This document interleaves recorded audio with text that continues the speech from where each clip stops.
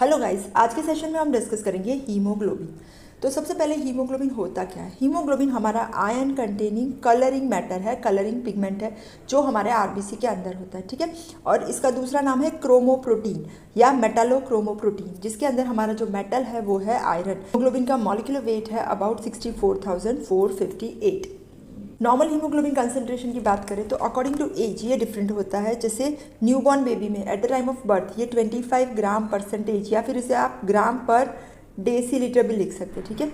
After 3 months ये कम हो करके 20 ग्राम परसेंटेज, फिर 1 ईयर पे 17 ग्राम परसेंटेज एंड प्यूबर्टी पे ये 14 to 16 ग्राम परसेंटेज होगा, ठीक है। फीमेल्स में हमेशा हीमोग्लोबिन मेल्स से कम होता है। फीमेल्स का हीमोग्लोबिन है 12 to 16 ग्राम परसेंटेज और मेल्स का है 14 to 18 ग्राम परसेंटेज। हीमोग्लोबिन के मेजर फंक्शन क्या है। पहला तो इम्पॉर्टेंट फंक्शन है इसका ट्रांसपोर्ट ऑफ ऑक्सीजन। हीमोग्लोबिन हमारा ऑक्सीजन के साथ रिवर्सिबली बाइंड होता है, मतलब जहाँ पे ऑक्सीजन ज़्यादा है वहाँ वो बाइंड हो जाएगा, जहाँ पे ऑक्सीजन कम है जैसे कि टिश्यू में ज़्यादा कहाँ होते हैं, लंग्स में, तो लंग्स में हीमोग्लोबिन ऑक्सीजन के साथ बाइंड हो जाएगा। और टिश्यू में जहाँ ऑक्सीजन कम है वहाँ पे वो ऑक्सीजन को रिलीज़ कर देगा, ठीक है।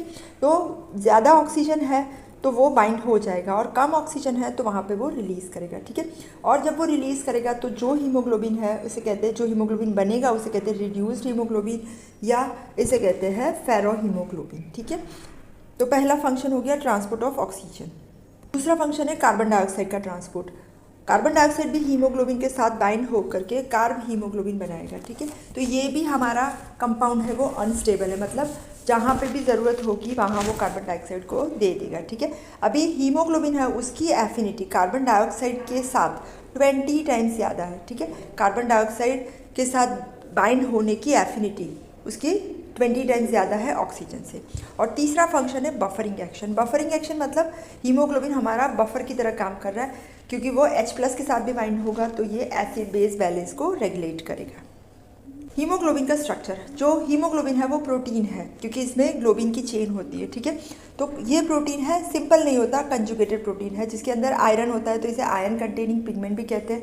ग्लोबिन है वो प्रोटीन का पार्ट है और आयरन कंटेनिंग जो पिगमेंट है वो पार्ट है हमारा हीम। साथ साथ में ये आयरन कंटेनिंग पिगमेंट हमारे मायोग्लोबिन में या न्यूरोग्लोबिन में भी प्रेजेंट होता है, ठीक है। नॉर्मली जो आयरन है वो फेरस फॉर्म में होता है जिसे कहते हैं Fe+2 और एबनॉर्मल कंडीशन में ये फेरिक Fe+3 में कन्वर्ट हो जाता है। नेक्स्ट है हमारी 4 पायरोल रिंग्स जिसे कहते हैं पोरफायरिन। और ये जो पायरोल रिंग्स है ये अटैच होते हैं मीथेन रिंग्स से। यहाँ पे ये देखिए ये 4 पायरोल रिंग्स है, ठीक है। और आयरन जो है यहाँ पे Fe+2 ये अटैच्ड होता है N of the pyrrole ring, ये जो एन टर्मिनल होते हैं ना यहाँ पे, ठीक है। और ये सब मिल के बनाते हैं पोरफायरिन। नेक्स्ट है हमारा ग्लोबिन पार्ट। तो ग्लोबिन के अंदर 4 पॉलीपेप्टाइड चेन्स होती है जिसमें 2 अल्फा चेन्स और 2 बीटा चेन्स होती है। अल्फा चेन से उसका मॉलिक्यूलर वेट है 15,126 और उसके अंदर 141 अमीनो एसिड्स होते हैं। बीटा चेन से उसका मॉलिक्यूलर वेट है 15,866 और उसके अंदर 146 अमीनो एसिड्स हैं। अभी हीमोग्लोबिन के टाइप्स, एडल्ट हीमोग्लोबिन जिसका नाम है HbA और दूसरा है फीटल हीमोग्लोबिन जिसका नाम है HbF। और एबनॉर्मल हीमोग्लोबिन्स में आएगा हमारा haemoglobinopathy and haemoglobin in thalassaemia and related disorders. ये एबनॉर्मल हीमोग्लोबिन क्यों होता है, क्योंकि जेनेटिक म्यूटेशन होता है जिसकी वजह से पॉलीपेप्टाइड चेन्स में स्ट्रक्चरल चेंजेस होते हैं, ठीक है। अभी हीमोग्लोबिनोपैथीज क्या होता है, ये हमारा जेनेटिक डिसऑर्डर है। इसके अंदर पॉलीपेप्टाइड चेन है वो एबनॉर्मल होती है। इसमें एक आ रहा है हमारा हीमोग्लोबिन S जो सिकल सेल एनीमिया में प्रेजेंट होता है, जिसमें अल्फा चेन्स नॉर्मल है लेकिन बीटा चेन्स है वो एबनॉर्मल है। दूसरा है हीमोग्लोबिन C, इसमें भी बीटा चेन्स एबनॉर्मल होती है और कैरेक्टरिस्टिक फीचर्स है इसमें माइल्ड हीमोलाइटिक एनीमिया और स्प्लीनोमेगाली होगा। थर्ड एबनॉर्मल हीमोग्लोबिन है वो है हमारा हीमोग्लोबिन E। इसके अंदर भी बीटा चेन्स एबनॉर्मल है और इसमें भी haemolytic anaemia and splenomegaly present होते हैं। एक और एबनॉर्मल हीमोग्लोबिन है जिसका नाम है हीमोग्लोबिन M जो हमारे मैथ हीमोग्लोबिन फॉर्म में होता है, ठीक है। और इसके अंदर जो म्यूटेशन होता है वो दोनों अल्फा और बीटा चेन दोनों का म्यूटेशन होगा जिसकी वजह से पूरे अमीनो एसिड्स है वो एबनॉर्मल हो जाएंगे, ठीक है। और हीमोग्लोबिन M प्रेजेंट होता है, ठीक है। तो इसे ब्लू बेबी सिंड्रोम भी कहते हैं क्योंकि ये रिड्यूस्ड हीमोग्लोबिन को बढ़ाता है जिसकी वजह से ब्लू बेबी जैसा अपीयरेंस आ जाता है, ठीक है। ये भी इनहेरिटेड डिजीज़ है और इसमें मैथ हीमोग्लोबिन बढ़ जाएगा जिसे कहते हैं मैथ हीमोग्लोबिनीमिया। नेक्स्ट है haemoglobin in thalassaemia and related disorder. Thalassaemia में क्या होता है, जो पॉलीपेप्टाइड चेन्स होती है ना, अल्फा या बीटा चेन्स, वो आइदर डिक्रीज होती है या फिर एब्सेंट होती है या फिर एबनॉर्मल होती है। अगर अल्फा थैलेसीमिया है तो अल्फा चेन्स डिक्रीज है या एब्सेंट है या एबनॉर्मल है, और बीटा थैलेसीमिया है तो बीटा चेन्स डिक्रीज है या एब्सेंट है या एबनॉर्मल है। नेक्स्ट है abnormal haemoglobin derivatives. Abnormal derivatives की वजह से होगा क्या, जो ऑक्सीजन कैरिंग कैपेसिटी है वो हीमोग्लोबिन की कम हो जाएगी, और इसमें आएगा हमारा कार्बोक्सी हीमोग्लोबिन, जिसमें कार्बन मोनोऑक्साइड बाइंड होता है हीमोग्लोबिन के साथ, meth haemoglobin and sulph haemoglobin. Next आ रहा है कार्बोक्सी हीमोग्लोबिन। कार्बोक्सी हीमोग्लोबिन में हमारा कार्बन मोनोऑक्साइड हीमोग्लोबिन के साथ बाइंड हो रहा है, ठीक है। कार्बन मोनोऑक्साइड की हीमोग्लोबिन के साथ बाइंड होने की एफिनिटी 200 टाइम्स ज़्यादा होती है ऑक्सीजन से। और कार्बन मोनोऑक्साइड कहाँ पे आएगा, कहाँ से मिलेगा, अगर हमने चारकोल को बर्न किया तो कार्बन मोनोऑक्साइड मिलता है, और कार्बन मोनोऑक्साइड जनरेट होता है, कोल माइंस में भी जनरेट होता है, डीप वेल्स में, अगर फायर की स्मोक हो तो उसमें भी जो डेथ होती है ना स्मोक में, तो वो भी कार्बन मोनोऑक्साइड की वजह से होती है, और टोबैको स्मोकिंग में भी कार्बन मोनोऑक्साइड बनता है। कार्बन मोनोऑक्साइड पॉइजनिंग के साइन सिम्टम्स में अगर हीमोग्लोबिन के साथ 15 to 20% कार्बन मोनोऑक्साइड है तो नौशिया वॉमिटिंग होगा, 30 to 40% है तो convulsions, cardio respiratory arrest and coma, and अगर 50 से ज़्यादा है तो पर्सन विल डाई। नेक्स्ट है हमारा मैथ हीमोग्लोबिन, जिसे फेरी हीमोग्लोबिन भी कहते हैं। यहाँ पे नॉर्मली जो हमारा आयरन है वो Fe+2 फॉर्म में होता है, यहाँ पे ये Fe+3 फॉर्म में होगा, ठीक है। और ये फेरिक फॉर्म है, ये कन्वर्जन नॉर्मली जो Fe3+3 है उसको हमारा NADPH सिस्टम कन्वर्ट करता है Fe+2 में, पर ये नहीं होगा, तो इसकी वजह से जो हीमोग्लोबिन बनेगा जिसे कहते हैं फेरी हीमोग्लोबिन। और मैथ हीमोग्लोबिन कहाँ से मिलेगा हमें, कॉन्टामिनेटेड वेल वाटर से, मीट प्रिजर्वेटिव्स में भी होता है, नेफ्थलीन बॉल्स में, antibacterial, anti malarial drugs, antiseptic, और कभी कभी NADH सिस्टम जो है उसकी डेफिशिएंसी हो तो भी मैथ हीमोग्लोबिन बन जाता है। नेक्स्ट है सल्फ हीमोग्लोबिन। सल्फ हीमोग्लोबिन में हीमोग्लोबिन के साथ हाइड्रोजन सल्फाइड बाइंड होता है, ठीक है। और ये कब होगा, कुछ ड्रग्स की इफेक्ट जैसे कि फेनेसेटीन या सल्फोनेमाइड्स, ये सब जो ड्रग्स होती है ना वो सल्फ हीमोग्लोबिन बनाते हैं, और जब सल्फ हीमोग्लोबिन का कंसंट्रेशन मोर देन 10 ग्राम पर डेसीलीटर होगा तो ये टॉक्सिक इफेक्ट्स क्रिएट करता है। अभी बात करेंगे सिंथेसिस ऑफ हीमोग्लोबिन की। तो हीमोग्लोबिन का जो सिंथेसिस है वो स्टार्ट हो जाता है प्रो एरिथ्रोब्लास्ट स्टेज में, लेकिन हीमोग्लोबिन आरबीसी में हमें दिखेगा कब, इंटरमीडिएट नॉर्मोब्लास्ट स्टेज में। और हीमोग्लोबिन का सिंथेसिस कहाँ से होगा, इसके लिए चाहिए succinyl coenzyme A and glycine, इन दोनों में से हीमोग्लोबिन का सिंथेसिस हो रहा है, इसके स्टेप्स हम कर रहे हैं। तो सबसे पहला स्टेप है जो हीमोग्लोबिन के सिंथेसिस के लिए, इसमें आएगा हमारा सक्सिनाइल कोएंजाइम ए, वो बाइंड हो रहा है ग्लिसरीन के साथ, और ये स्टेप होगा माइटोकॉन्ड्रिया के अंदर। दो मॉलिक्यूल्स सक्सिनाइल कोएंजाइम ए के कंबाइन होते हैं दो मॉलिक्यूल्स ऑफ ग्लाइसिन के साथ, और इसके लिए एंजाइम चाहिए आला सिंथेटेज, और ये बनाता है delta amino levulinic acid ALA, और इसे आला या ALA कहते हैं, ठीक है। ये ALA delta amino levulinic acid ये जो है वो माइटोकॉन्ड्रिया से बाहर आ गया, ठीक है। अभी जो दो मॉलिक्यूल्स है डेल्टा अमाइनो लेवुलिनिक एसिड के, ये दो मॉलिक्यूल्स कंबाइन हो करके ये बनाते हैं पोर्फोबिलिनोजन यहाँ पे, और इसके लिए जो एंजाइम चाहिए उसका नाम है आला सिंथेटेज।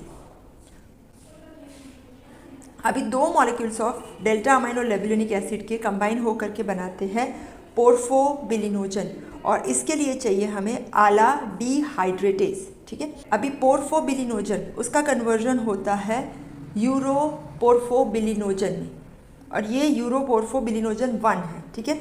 इसके लिए सिंथेज चाहिए, ठीक है। इसके बाद यूरोपोर्फोबिलिनोजन 2, और इसके बाद यूरोपोर्फोबिलिनोजन 3, ठीक है, हाँ, और इसके बाद कोपोर्फोबिलिनोजन 3 इसका कन्वर्जन। फिर ये कोपोर्फोबिलिनोजन 3 चला जाएगा माइटोकॉन्ड्रिया में, वहाँ पे वो बनाएगा पोर्फोबिलिनोजन 9, ठीक है।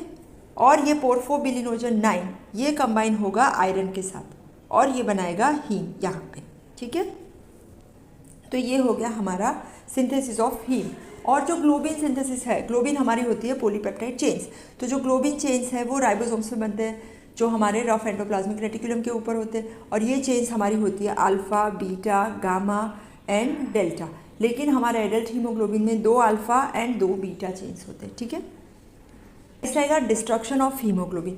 अभी आरबीसी अपनी लाइफ स्पैन जब कंप्लीट करते हैं 120 डेज़ की, तो इसके बाद इनका डिस्ट्रक्शन हो जाएगा, ठीक है। और जब आरबीसी का डिस्ट्रक्शन हो रहा है तो क्या रिलीज होगा, हीमोग्लोबिन, ठीक है, क्योंकि इसके अंदर हीमोग्लोबिन है और ये जाएगा हमारा रेटिकुलो एंडोथेलियल सेल्स में और वहाँ से वो कन्वर्ट होगा आयरन और पोरफायरिन और ग्लोबिन में। ग्लोबिन फिर से रीसिंथेसिस होने के लिए चला जाएगा, यूटिलाइज होने के लिए। आयरन है वो स्टोर हो जाएगा उसके स्टोर फॉर्म में फेरिटीन एंड हीमोसिड्रीन में, एंड पोरफायरिन जो है वो कन्वर्ट हो जाएगी बिलीरुबिन में। तो ये हो गया हमारा हीमोग्लोबिन। अभी एक छोटा सा और टॉपिक है जिसका नाम है आयरन मेटाबॉलिज्म, ये भी हम इसके साथ डिस्कस कर रहे हैं। तो हमारा जो आयरन है वो बहुत ही इंपॉर्टेंट मिनरल है। क्यों इंपॉर्टेंट है, क्योंकि ये हमें चाहिए हीमोग्लोबिन फॉर्मेशन के लिए, साइटोक्रोम ऑक्सीडेज, पैरोक्सीडेज, कैटेलेज, इन सबको बनाने के लिए आयरन चाहिए, ठीक है। टोटल आयरन की क्वांटिटी कितनी होती है बॉडी में, अबाउट 4 ग्राम्स, जिसमें से सबसे ज़्यादा होता है वो हीमोग्लोबिन के अंदर जो है हमारा 65 to 68%। फिर मायोग्लोबिन जो मसल में होता है इसमें 4%। इसके साथ साथ में इंट्रासेल्युलर ऑक्सीडेटिव हीम कंपाउंड में 1%, ट्रांसफेरिन में 0.1% एंड रेटिकुलो एंडोथेलियल सिस्टम में जो स्टोर होता है वो है 25 to 30%। अभी नेक्स्ट है डाइटरी सोर्सेज ऑफ आयरन। तो डाइटरी सोर्सेज में 2 सोर्सेज होते हैं, एक हीम आयरन और दूसरा नॉन हीम। हीम आयरन जो है वो नॉन वेजिटेरियन डाइट में है, फिश, मीट, चिकन वगैरह में, वो बहुत ही इजीली एब्जॉर्ब हो जाता है, जबकि नॉन हीम आयरन प्रेजेंट होता है वेजिटेबल्स, ग्रेन्स एंड सीरियल्स में और ये जल्दी से एब्जॉर्ब नहीं होता। एब्जॉर्प्शन आयरन का मेनली हो रहा है हमारे स्मॉल इंटेस्टाइन में, और स्मॉल इंटेस्टाइन के जो एंट्रोसाइट्स है वो पिनोसाइटोसिस के थ्रू आयरन को एब्जॉर्ब करेंगे और फिर ट्रांसफ़र करेंगे। और बाइल बहुत इंपॉर्टेंट होता है आयरन के एब्जॉर्प्शन के लिए। इनका एब्जॉर्प्शन हो जाए इसके बाद ये बाइंड होता है हमारा एपोट्रांसफेरिन जो कि बीटा ग्लोब्यूलिन है इसके साथ, और ये बनाता है ट्रांसफेरिन जो हमारा लूज बाइंडिंग ग्लोब्यूलिन है, ठीक है। और फिर जहाँ पे भी स्टोरेज होना होता है वहाँ पे ये आयरन रिलीज करेगा, ठीक है। ये स्टोर होता है reticulo endothelial cells of liver में, और स्टोरेज हमारा फॉर्म है आयरन का वो है फेरिटीन। डेली आयरन का लॉस कितना हो रहा है, अगर मेल है तो इसमें 1 मिलीग्राम पर डे जो हो रहा है फीसिस में, और फीमेल में 1 मिलीग्राम पर डे तो होता ही है, साथ साथ में मेंस्ट्रुएशन में ये जो लॉस है वो बढ़ जाता है। क्योंकि अगर हमारा देखो 1 ग्राम हीमोग्लोबिन है, इसके अंदर 3.34 मिलीग्राम आयरन होता है, तो 15 ग्राम हीमोग्लोबिन जो हमारा 100 ml ब्लड में है तो इसमें होगा हमारा 50 मिलीग्राम आयरन, ठीक है। तो 100 ml ब्लड लॉस अगर हो तो 50 मिलीग्राम आयरन जाएगा। अगर मेंस्ट्रुएशन में 50 ml ब्लड लॉस हो रहा है तो अबाउट 25 मिलीग्राम आयरन लॉस होगा। 25 मिलीग्राम कितने दिन में, 28 डेज में। तो ये 1 मिलीग्राम के अराउंड पर डे डबल हो गया, तो ये 1 मिलीग्राम पर डे तो जाएगा, प्लस 1 मिलीग्राम पर डे जितना मेंस्ट्रुएशन की वजह से लॉस होगा। अभी टोटल बॉडी आयरन कैसे रेगुलेट हो रहा है, ठीक है। फिजियोलॉजिकल कंडीशन में क्या होगा, एब्जॉर्प्शन और एक्सक्रीशन इक्वल होंगे, मेंटेन होंगे। जब कंसंट्रेशन बढ़ेगा, ठीक है ना, तो एब्जॉर्प्शन कम हो जाएगा। अगर हम बहुत ज़्यादा आयरन ले रहे हैं, जैसे नॉन वेजिटेरियन डाइट बहुत खा रहे हैं, तो एब्जॉर्प्शन कम हो जाएगा। और कौन कौन से फैक्टर्स है जो एब्जॉर्प्शन को कम करते हैं, एक तो पहला हमारा लीवर है ना, वो एपोट्रांसफेरिन बनाना ही बंद कर देगा, तो आयरन का ट्रांसपोर्ट नहीं होगा। दूसरा कि ये आयरन को रिलीज़ ही नहीं करेगा ट्रांसफेरिन में से, तो इसकी वजह से जो ट्रांसफेरिन है वो आयरन से सैचुरेटेड रहेगा, तो ज़्यादा एब्जॉर्प्शन नहीं होगा। और जब आयरन हमारे फूड में कम होता है तो उसका एब्जॉर्प्शन ज़्यादा होता है। तो यहाँ पे हमने कंप्लीट किया haemoglobin and iron metabolism. Thank you.